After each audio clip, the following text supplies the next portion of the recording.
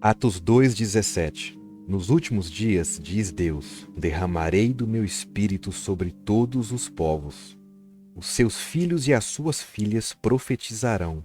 Os jovens terão visões. Os velhos terão sonhos. O relato a seguir foi contado por uma americana chamada Christina no leito de sua morte.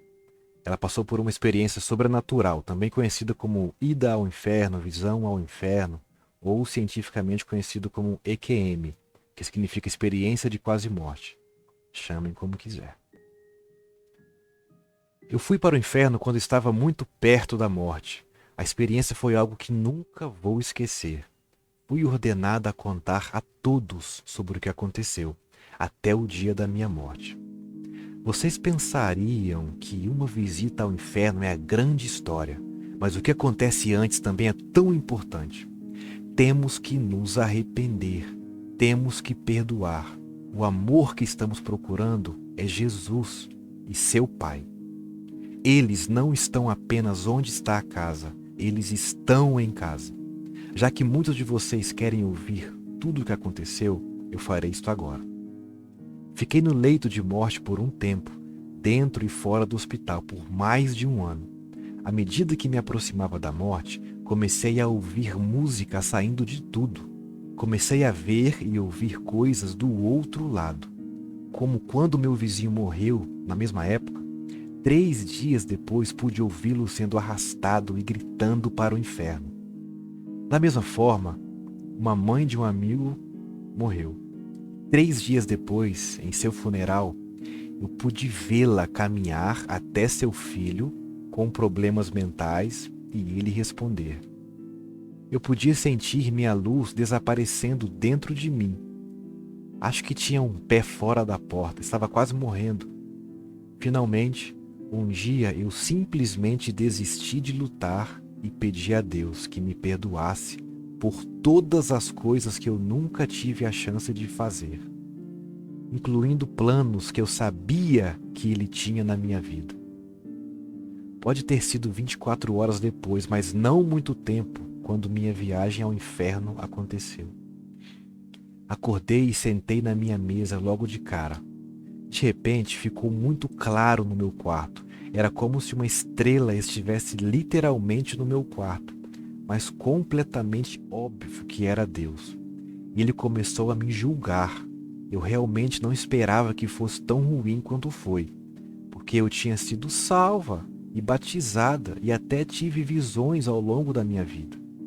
Sua raiva era intensa, tão intensa que eu mal podia aguentar. Eu tive que enfrentá-lo. Ele disse que eu não poderia voltar para casa por causa da minha falta de perdão, ressentimento e rancor. Todas aquelas vezes que você diz, eu nunca vou perdoá-lo, bem, isso te acorrenta. Deus disse que minha raiva e ressentimento me separavam dele e que por nunca ter perdoado, não tinha direito a isso. O presente de Jesus para nós era sobre o perdão e eu tinha perdido totalmente isso. Deus me mostrou como minha raiva me levou a tratar os outros quando fiquei com raiva. Fui cruel com aqueles que mais me machucavam. A frase, uma vez salvo, sempre salvo, não estava me ajudando aqui. Deus me perguntou se eu queria perdão em uma segunda chance. Eu disse sim, o mais rápido que pude tirar dos meus lábios. De repente, o sangue começou a escorrer por todas as paredes do meu quarto. A parede da minha frente queimou como papel de cigarro e eu caí na escuridão. Um portão se abriu debaixo de mim. Chamas me alcançaram, rosnando alto.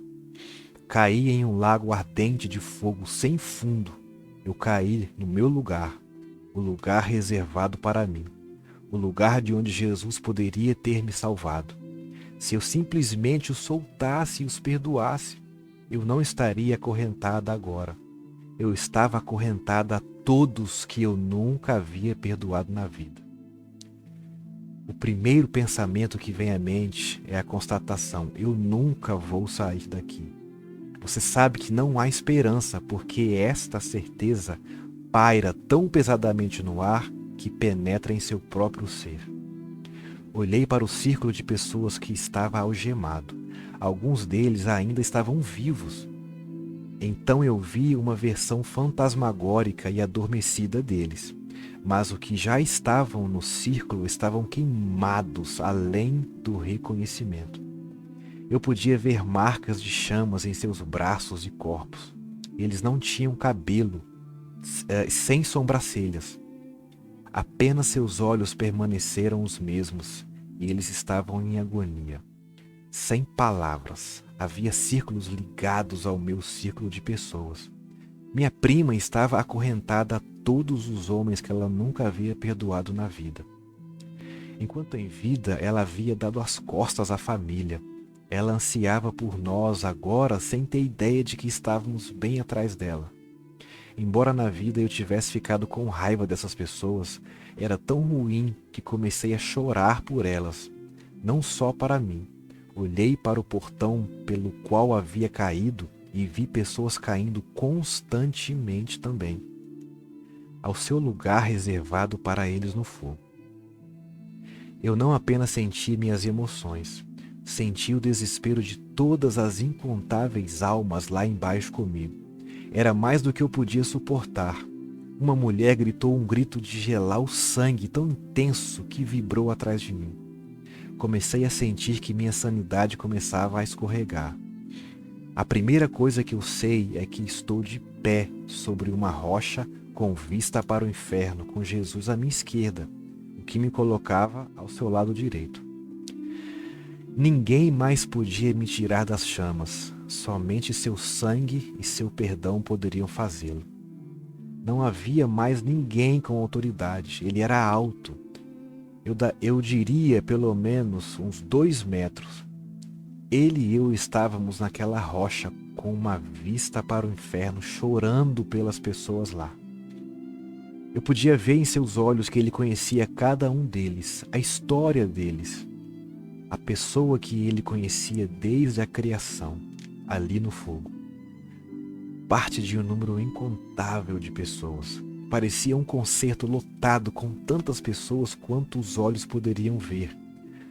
Todo mundo está gritando, braços balançando no ar, mas não há concerto e eles estão todos em chamas.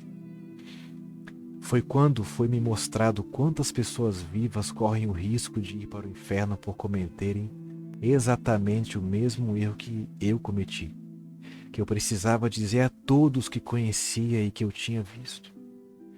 Eu tinha que me lembrar de algumas regras. Eu não posso ser má, não posso guardar rancores e sentimentos. Tive que perdoar e tive que aprender a viver em paz. Então eu estava de volta ao meu quarto. O inferno é real e é para sempre. Mas se não for a nossa hora, ou se nos derem uma segunda chance, então por um momento você pode ver o outro lado e voltar. Uma vez que você não pode ser trazido de volta ao seu corpo, o inferno é permanente. As pessoas têm experiência de quase morte o tempo todo, conhecido como EQM. Jesus trouxe Lázaro de volta dos mortos. Até mesmo Jesus voltou dos mortos, então ninguém deve dizer que isso não é bíblico. Também deve ser levado em consideração o tempo muito especial que estamos vivendo. Estamos nos últimos dias e Deus está enviando seus servos. As pessoas estão experimentando coisas milagrosas com Deus. Ele está nos chamando para casa. Ele está nos mostrando o caminho. Em uma época em que o mundo escureceu, assim como o meu coração ficou. O mundo precisa saber dessas coisas. E se você não acredita na Bíblia e não acredita em uma pessoa que voltou da sepultura, então o que mais pode ser feito? Perguntei ao Pai uma vez por que ele me envia para pessoas que às vezes não ouvem. Ele disse que me envia para condená-los de uma forma ou de outra, para que ninguém possa alegar que ninguém lhes disse o que tentou. Para que ninguém possa alegar que não foi avisado. Você deve perdoar e se arrepender de suas más ações. No final, Deus é Deus, Ele terá o seu caminho. Não importa se você gosta ou não.